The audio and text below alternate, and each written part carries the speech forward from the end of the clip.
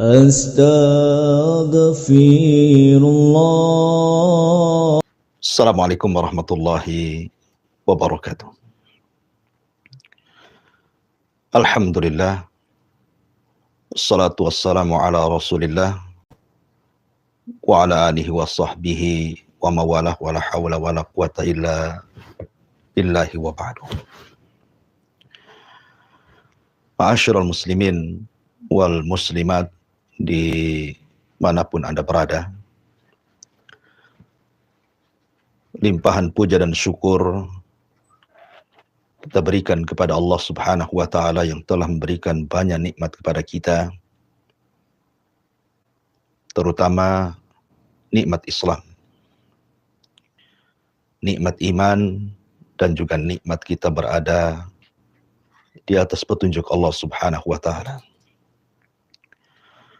Salawat dan salam tentunya kita senantiasa menghadiahkan kepada Rasul kita, Nabi besar Muhammad sallallahu alaihi wa ala alihi wasallam.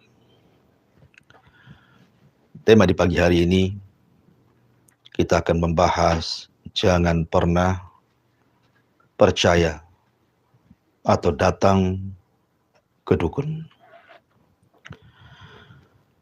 Ma'asyiral muslimin yang dimuliakan Allah Subhanahu wa ta'ala. Tentu tema ini sering diulang-ulang oleh banyak guru-guru kita, para ustadz, para dai dan para kiai. Kita hanya sekedar mengingatkan saja kepada masyarakat kaum muslimin,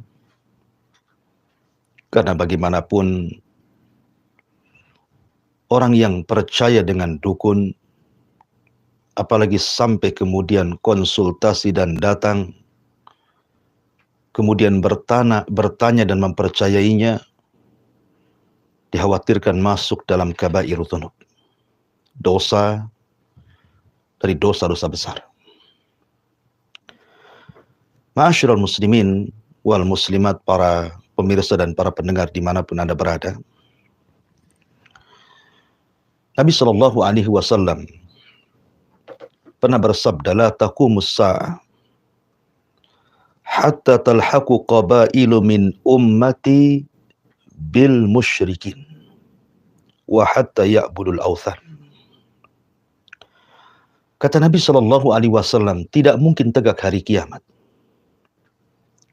sampai-sampai, kata Nabi sallallahu alaihi wasallam, beberapa kelompok dari umatku mereka bergabung dengan orang-orang musyrik, atau sebagian mereka menyembah berhala.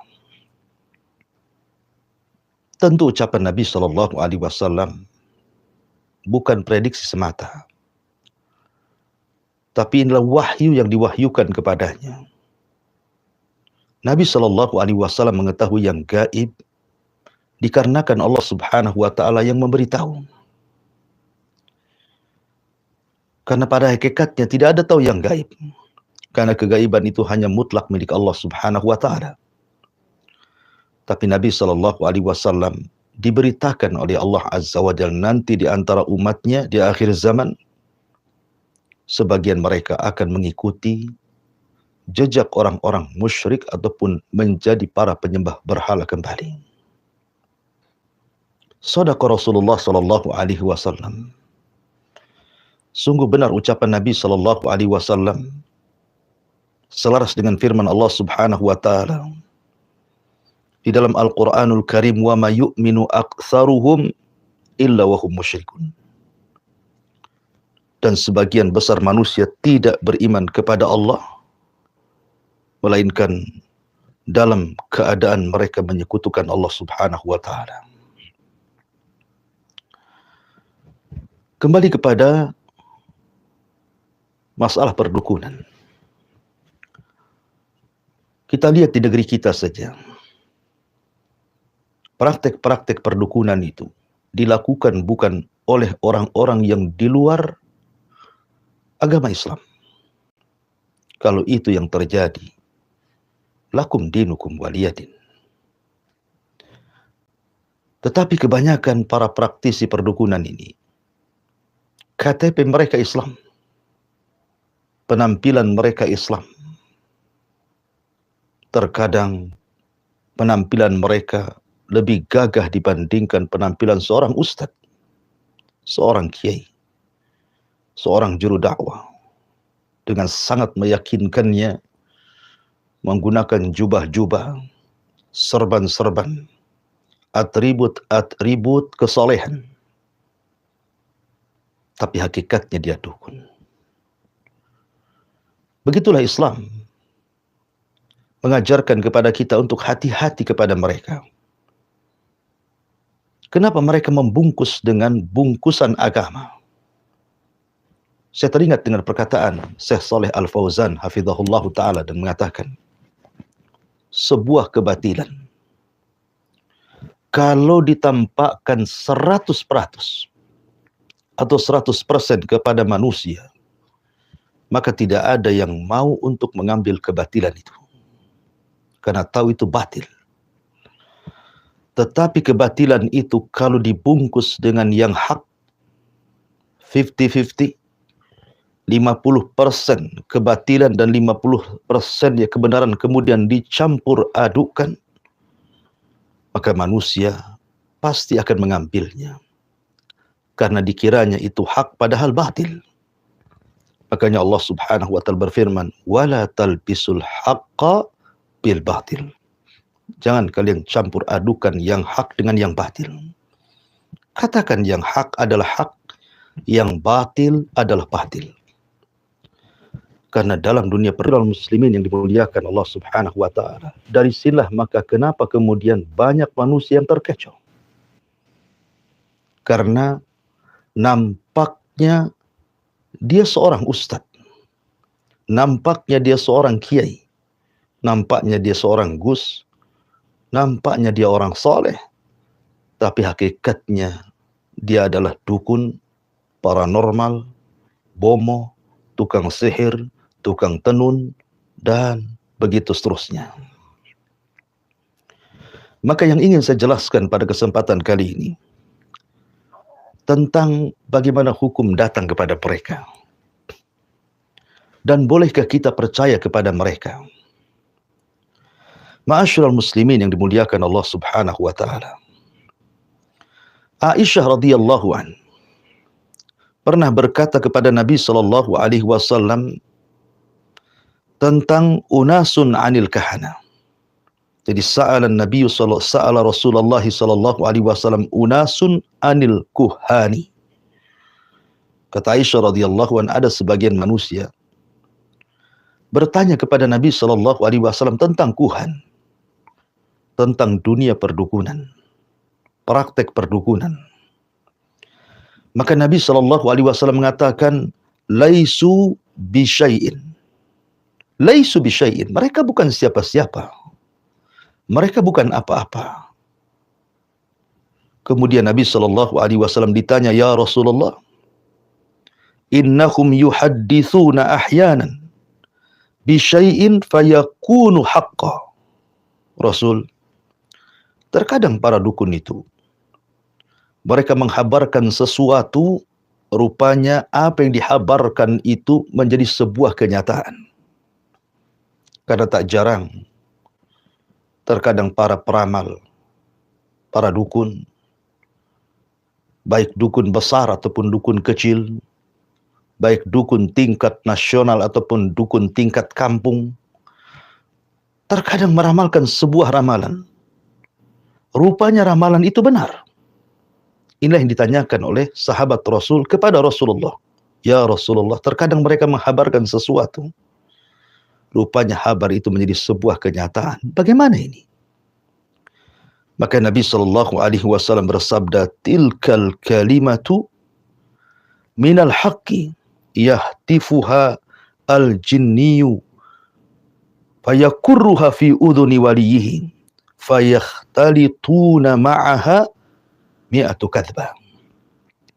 Maka Nabi sallallahu alaihi wasallam mengatakan, itulah kalimat yang hak, yang oleh seorang jin berhasil dicurinya.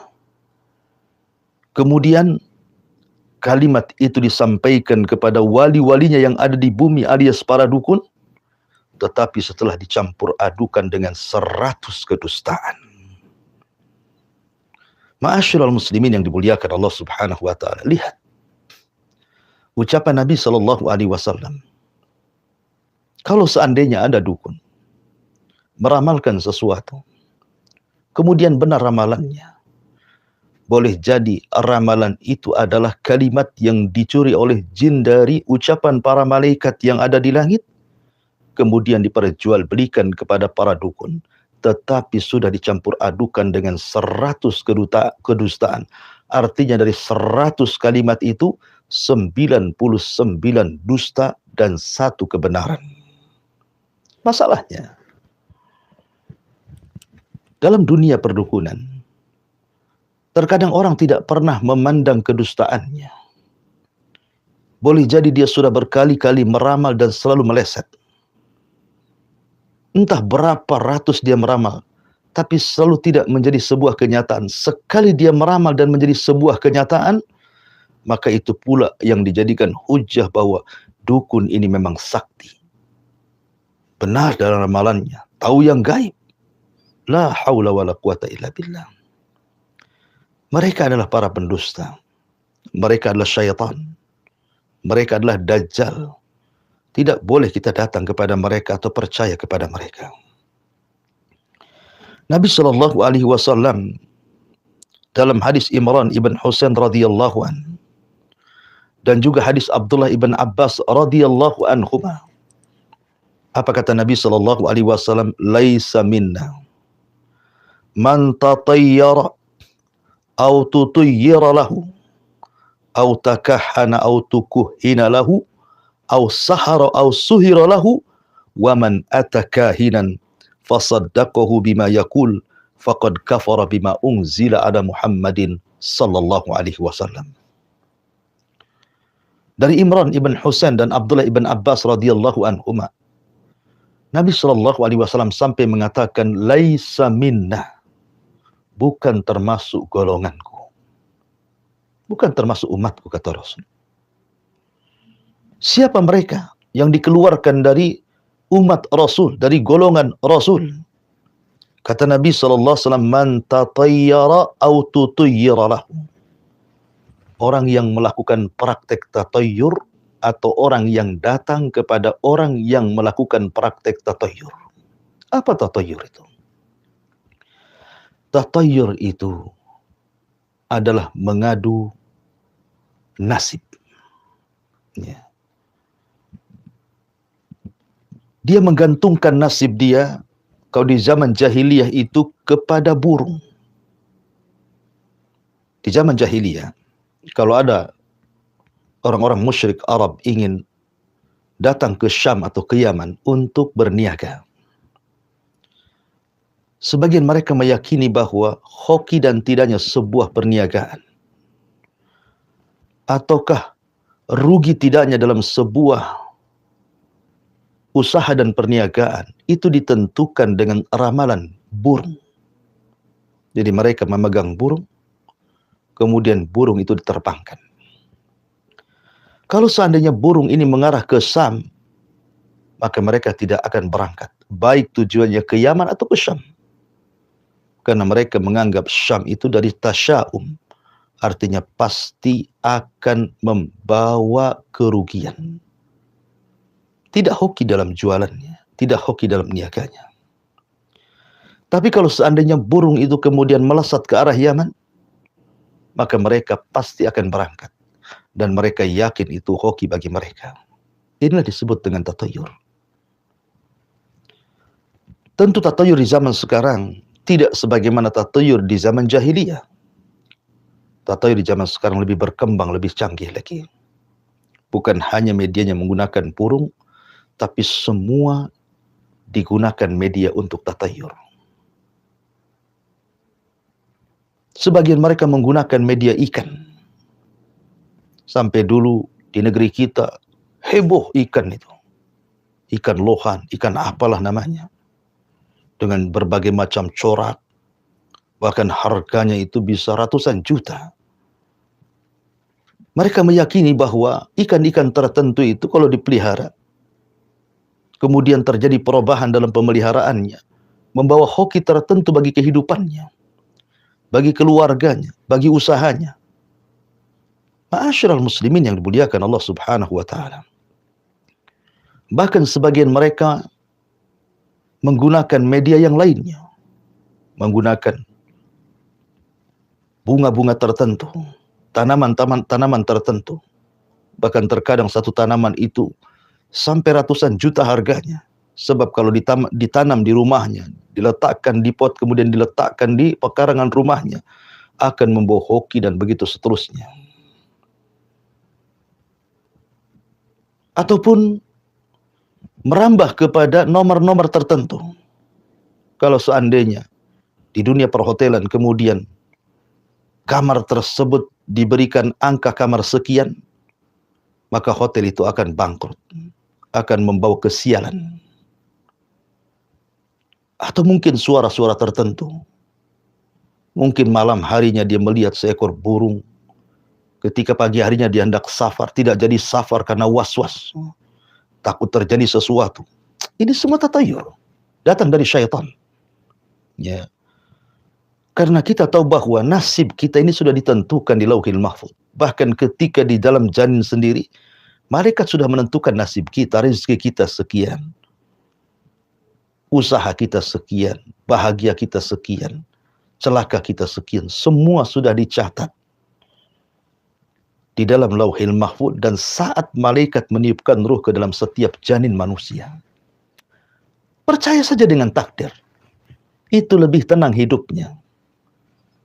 Kalau Anda percaya dengan takdir bahwa tidak mungkin Allah Subhanahu wa ta'ala mewafatkan seorang hamba kecuali sudah disempurnakan rizkinya, hidup dimanapun Anda pasti tenang.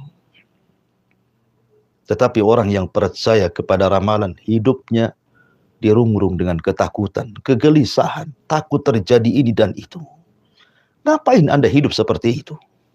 Anda tidak akan pernah merasa nikmat ketika Anda tidak pernah percaya dengan takdir Allah Subhanahu wa ta'ala. Bukankah takdir satu di antara 6 rukun iman? Antu'mina bil qadari khairihi wa syarrihi. Anda beriman dengan takdir baik atau takdir buruk. Semua datang dari Allah Subhanahu wa ta'ala. Tidak tahu orang, tidak tahu seseorang akan takdirnya seperti apa. Jalankan saja hidup. Fakullun muyassarun lima khuliqa lahu, kata Rasul. Karena akan dimudahkan dengan amalan kalian. Ma'asyiral muslimin yang dimuliakan Allah Subhanahu wa ta'ala. Kemudian Rasul mengatakan, siapa lagi yang dikatakan laisa minna itu? Bukan termasuk umatku, kata Rasul. Au takahhana au tukuhina lahu. Orang yang membuka praktek perdukunan dan orang yang datang kepada orang yang melakukan praktek perdukunan. Kalimat takahhan, melakukan praktek perdukunan, itu ada 2 jenis. Dukun itu ada 2 jenis. Ada yang disebut dengan dukun-dukunan alias dukun settingan. Ada yang memang dukun beneran, yang memang bekerja sama dengan syaitan dan jin-jin yang jahat untuk merusak akidah kaum muslimin. Dan ini sudah ada sejak zaman dahulu. Abu Bakar Siddiq radhiyallahu anhu pernah punya budak yang dimerdekakan. Tiba-tiba budak ini menghilang cukup lama. Kemudian setelah itu datang menemui Abu Bakar membawa 1 kresek kurma. Kemudian dihadiahkan kepada Abu Bakar. Namanya hadiah, diterima oleh Abu Bakar, apalagi dia mantan budaknya. Maka dimakanlah beberapa butir kurma itu, tanpa bertanya dari mana. Setelah masuk ke perutnya, baru dia bertanya kepada budaknya, dari mana kau dapati kurma ini? Maka sang budak mengatakan, inni atakahhan ya Aba Bakrin. Saya tempo hari berpura-pura jadi dukun. Bukan dukun, berpura-pura jadi dukun. Ya, dukun settingan bahasa kitanya. Tiba-tiba saya disuruh meramal, kemudian saya ramal tangannya, rupanya ramalan saya menjadi kenyataan bagi orang tersebut sebagai hadiahnya, maka memberikan kurma kepadaku. Kata Abu Bakar radhiyallahu, inna lillahi wa inna ilaihi rajiun. Maka dia masukkan jarinya ke dalam mulutnya sampai ke tenggorokannya dan ingin memuntahkan kurma yang sudah dimakannya. Orang-orang mengatakan, ya Aba Bakrin, kenapa Anda lakukan? Anda bisa mati. Maka Abu Bakar mengatakan, sekalipun yang keluar bukan kurma yang sudah kumakan, bahkan ruhku sekalian yang keluar, ini jauh lebih baik dibandingkan Abu Bakar dan keluarganya memasukkan sesuatu yang haram ke dalam perutnya. Lihat. Di zaman dulu ada orang yang pura-pura jadi dukun hanya untuk mencari cuan, mencari uang, keuntungan dunia dengan cara menipu. Persis seperti di zaman sekarang. Banyak dukun-dukun settingan, dukun tipu-tipuan. Apalagi di zaman medsos seperti ini. Ketika ekonomi sudah sulit, tidak percaya dengan harta yang halal, kemudian membuat kaidah yang haram saja susah dicari, apalagi yang halal. Akhirnya menghalalkan segala cara, persis seperti sabda Nabi SAW, sayati alaikum zaman, akan datang zamannya kepada kalian, kata Nabi SAW. Seseorang tidak bisa membedakan lagi mana harta halal, mana harta haram. Sayati alaikum zaman, la yubalil mar'u bima akhadal mal. Manusia tidak peduli bagaimana cara dia mengambil harta orang. Amin halalin aw min haram. Apakah dari perkara yang halal atau yang haram? Ya. Walaupun mereka harus melakukan kesyirikan, walaupun mereka harus menipu, walaupun mereka harus jadi dukun settingan, paranormal settingan, tapi lihat tampaknya akidah manusia menjadi rusak. Man tasyabbaha biqaumin fahuwa minhum. Barang siapa yang tasyabbuh, menyerupai sebuah kaum, maka Anda menjadi kaum tersebut. Kalau Anda berpura-pura menjadi dukun, walaupun settingan, maka Anda adalah bagian daripada dunia perdukunan. Walaupun Anda settingan, seolah-olah Anda betul-betul memiliki kesaktian, memiliki jimat-jimat. Anda membuat konten-konten seolah-olah Anda kebal bacok, kebal bakar, kebal beling, makan paku, makan beling. Kemudian memiliki tenaga dalam, tidak bisa ditusuk oleh senjata, tidak bisa dipukul kecuali yang mukulnya mental. Kemudian Anda adu kesaktian dan begitu seterusnya. Walaupun ini settingan, kata Nabi, man tasyabbaha biqaumin fa innahu minhum. Barang siapa yang tasyabuh dengan sebuah kaum dan itu merupakan kekhususan kaum tersebut, maka Anda bagian daripada mereka. Apalagi Anda dukun betulan. Apalagi Anda paranormal betulan yang bekerja sama dengan syaitan dan jin. Makanya Islam sangat melarang keras. Au takahhana au tukuhina lahu.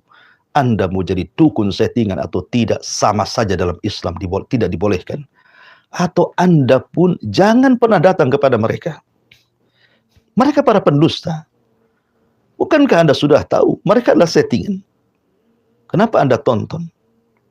Kenapa Anda subscribe? Kenapa Anda kemudian terkadang berkomentar dengan komentar-komentar yang menjijikkan, bertakbir, bersolawat, macam-macam. La haula wala quwata illa billah.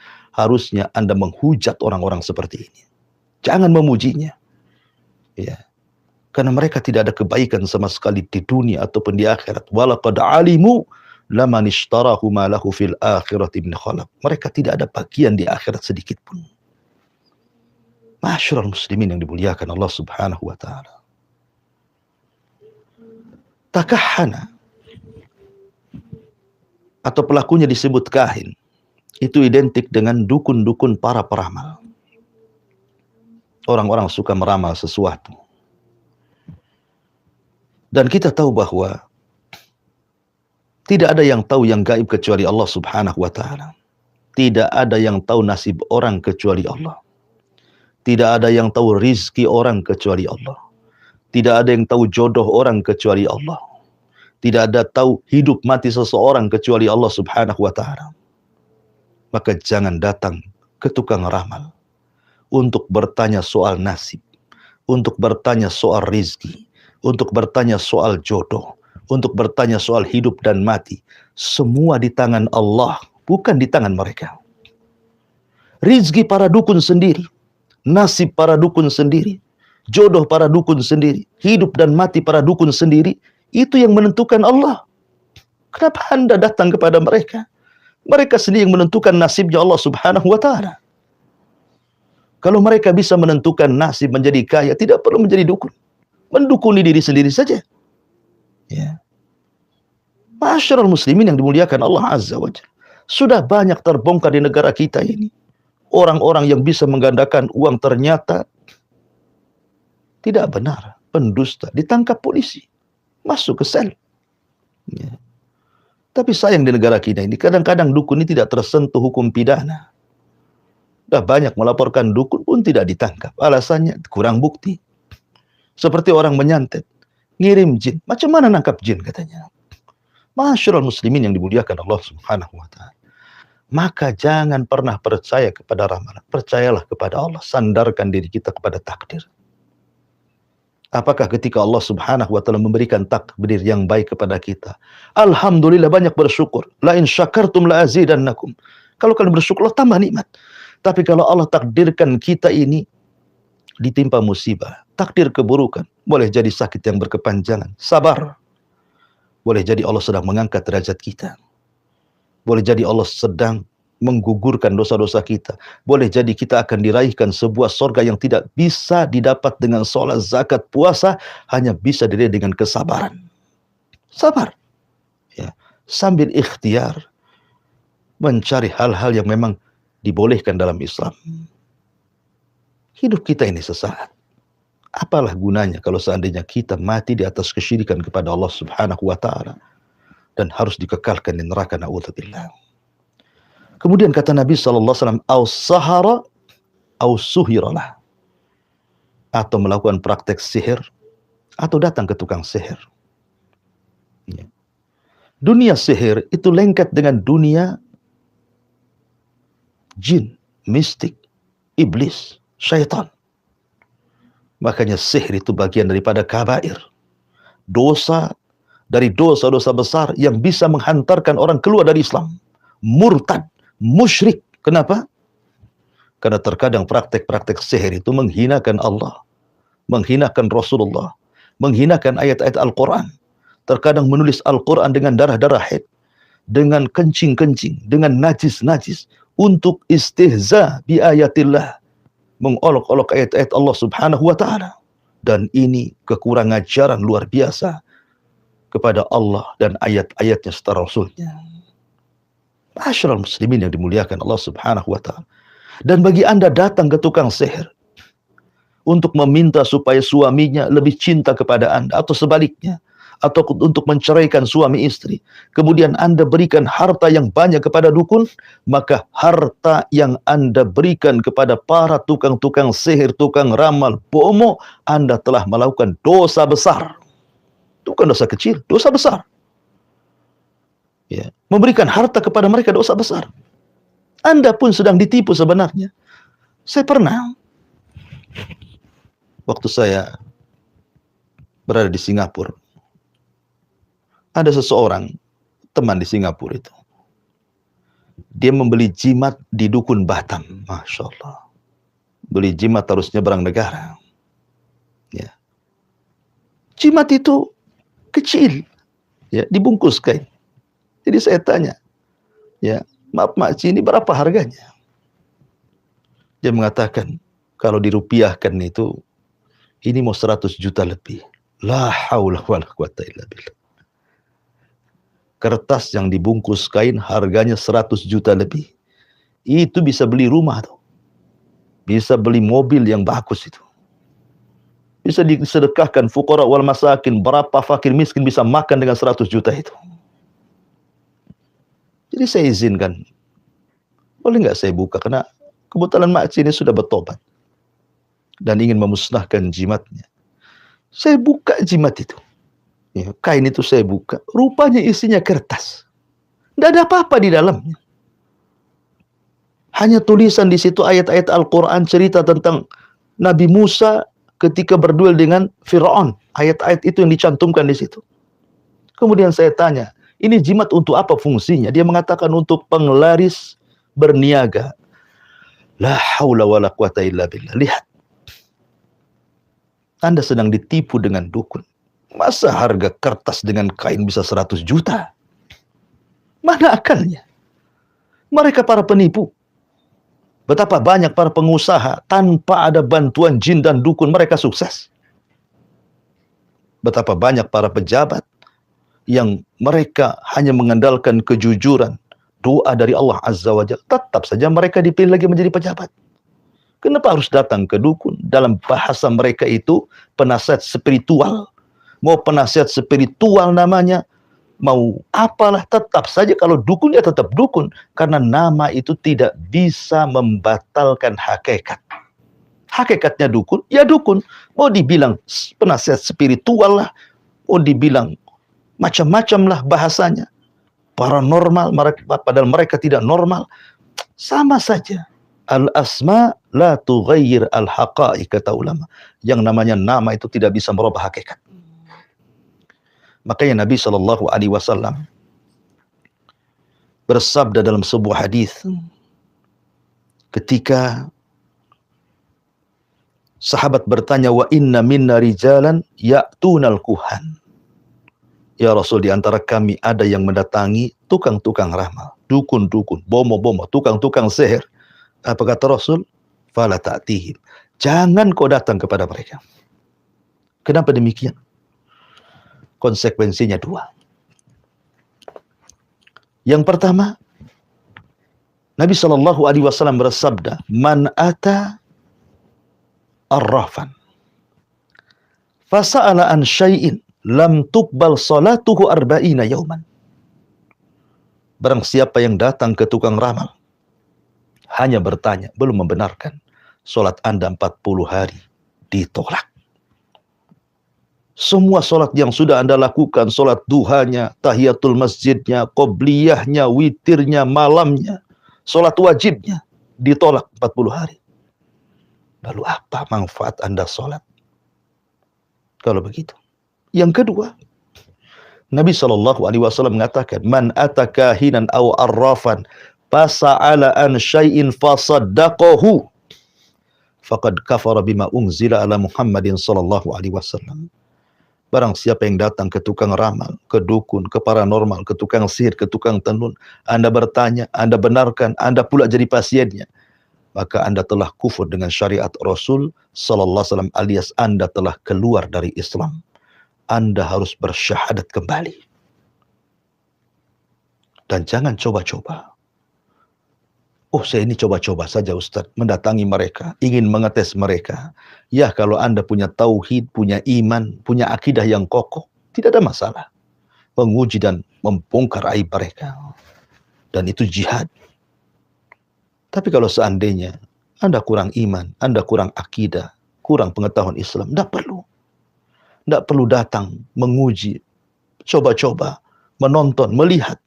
Nanti setan akan masuk ke dada Anda, kemudian Anda akan dihiasi seolah-olah awalnya Anda tidak percaya, tapi sedikit demi sedikit tahu-tahu percaya. Oh, betul juga. Na'udzubillah. Kita berlindung kepada Allah Subhanahu wa Ta'ala. Wallahu a'lam bishawab. Ini diantara nasihat saya. Jangan percaya kepada mereka dan jangan pernah datang kepada mereka. Taib, saya kembalikan kepada moderator. Falyatafadhal mashkura. Nah, Ustaz, kami ucapkan jazakallahu khairan wa barakallahu fikum Ustaz untuk ilmu yang sangat bermanfaat sekali bagi kita semua. Sahabat pendengar dimanapun Anda semua berada, insya Allah kita akan menuju bagian tanya jawab pada pagi hari ini. Sahabat pendengar yang ingin mengirimkan pertanyaan berkenaan dengan penyampaian oleh Ustaz dapat mengirimkan pertanyaan dalam nomor redaksi yaitu nomor 0811 7006106. Pertanyaan boleh dalam bentuk pesan singkat ataupun pesan WhatsApp.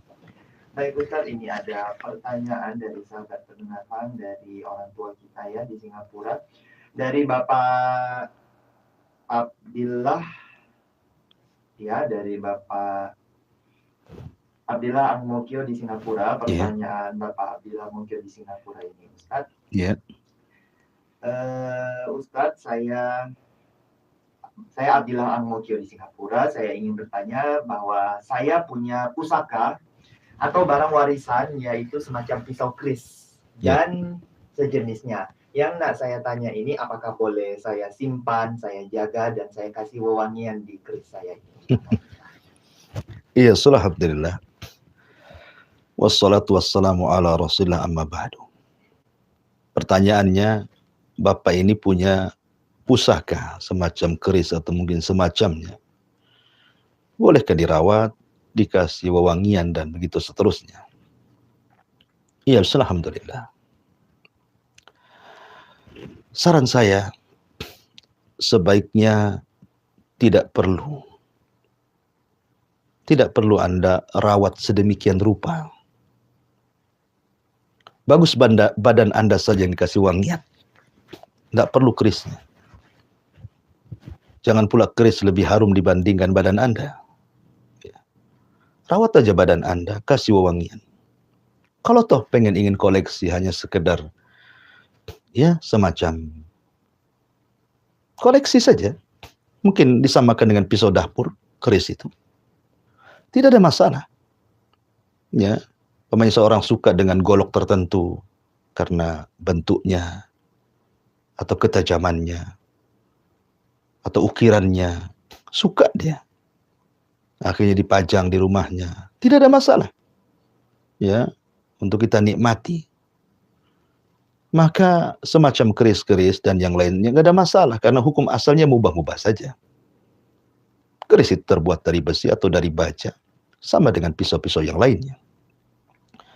Yang jadi masalah adalah kalau seandainya ada ketergantungan hati Anda ke keris itu yang jadi masalah.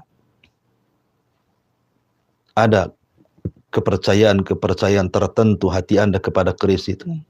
Kalau ini keris pusaka, berarti ada penunggunya, ada pengaruhnya, ada magicnya dan begitu seterusnya. Khurafat, tidak ada. Ya, saya contohkan sebuah hadis. Ketika perang Hunain, para sahabat Nabi SAW ingin perang. Masalahnya di perang Hunain itu memang pasukan lebih banyak dibandingkan pasukan musuh. Tetapi kebanyakan pasukan yang ikut terlibat dalam perang Hunain ini adalah pasukan-pasukan yang hudatsa'u ahdi bi Islam. Baru-baru masuk Islam, sehingga belum kokoh akidahnya.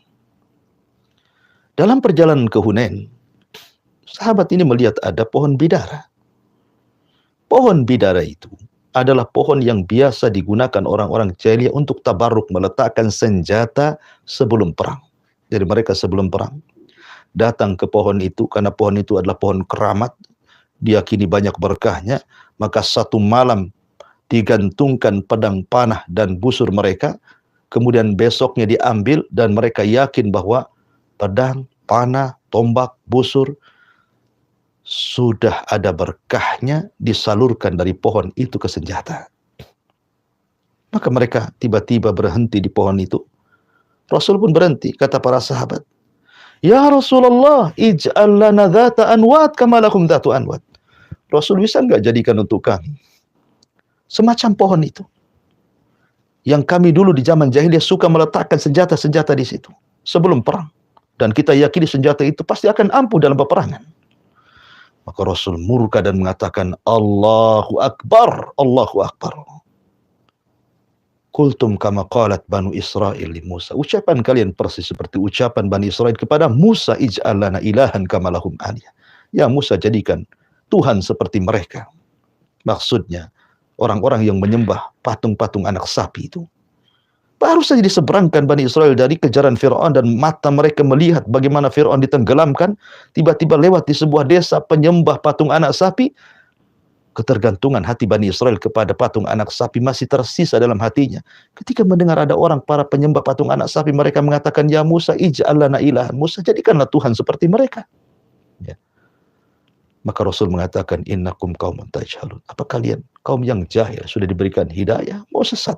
Sudah diberikan tauhid, mau sesat pula di petunjuk tauhid. Jadi kalau seandainya keris dan yang semacamnya diyakini memiliki kekuatan gaib dan lain sebagainya, ketahuilah keris hanyalah keris, pisau hanyalah pisau, golok hanyalah golok, tombak hanyalah tombak, busur hanyalah busur. Perkaranya mubah. Ya, bisa diisi, bisa tidak. Ya. Tetapi mengisi benda-benda tidak mungkin kecuali dilakukan oleh dunia perdukunan. Atau mungkin syaitan memberikan was-was kepada Anda. Ya. Kalau memang hati Anda tidak bisa untuk membersihkan dari perkara-perkara benda-benda tersebut, maka sebaiknya dibuang saja, kasihkan. Atau untuk apa gitu ya. Tapi kalau hanya sekedar koleksi, saya nggak percaya, nggak yakin, saya kan hanya untuk hiasan saja. Ya nggak ada masalah. Ya, taruh di meja untuk hiasan saja kan. Wallahu a'lam. Insyaallah, Ustaz, kami ucapkan jazakallahu khairan Ustaz untuk jawabannya yang sangat lengkap sekali. Untuk menjawab pertanyaan dari orang tua kita ya, Bapak Abdillah Angmokyo di Singapura, insyaallah jadi ilmu bermanfaat. Mungkin satu soalan terakhir Ustadz, ini ada soalan dari Bapak Ramadan di Kalimantan Tengah. Ustadz, bagaimana hukumnya apabila seseorang memakaikan hiasan semisal gelang kepada anak agar tidak terkena mudarat ataupun bahaya? Ya, alhamdulillah, salatu wassalamu ala rasulillah. Sering saya ulang-ulang bahwa dalam dunia pengobatan itu ada 3 jenis. Ada yang memang sudah dinaskan berdasarkan Al-Quran dan Sunnah bahwa itu obat dan itu pengobatan, seperti madu, habatus sauda, minyak zaitun, air zam-zam, ruqyah, bekam, dan yang sejenisnya yang sudah memang berdasarkan Quran Sunnah itu adalah obat dan pengobatan. Ataupun tidak ternaskan dari Al-Quran dan Sunnah bahwa itu obat ataupun pengobatan, tetapi berdasarkan penelitian secara ilmiah dilakukan oleh dunia farmasi, kedokteran, atau memang dunia herbal.